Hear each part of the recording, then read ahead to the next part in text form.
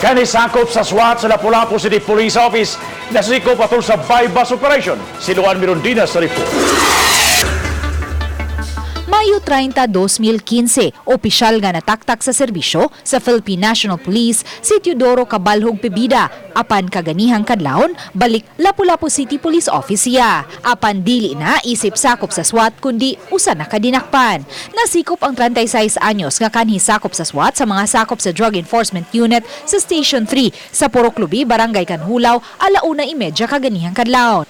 Gikonpermar ni Police Lieutenant Colonel Mark Gifter Sukalit, hepe sa City Intelligence Branch, nga nalakip si Pebida sa drugs watchlist sa Lapu-lapu City Police Office. Recently, sa pag-workshop na mo, kay kinsa na pag-ubang nga kuan, so ni-pop out iya, but before, wala pagid mo float ang iyang pangalan.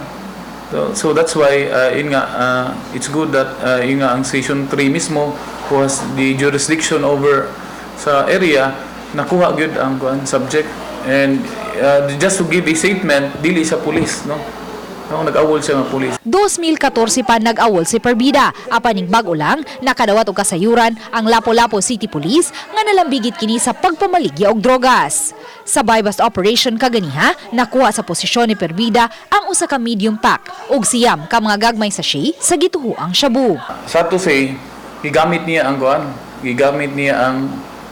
pagka-police niya before to scare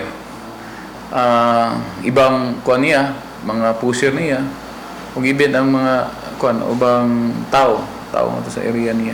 Apan nagdumili na pagluwat og pamahayag si Pebida subay sa pasangil. Tinuod sir na nalambigit ka sa kining illegal nga drogas?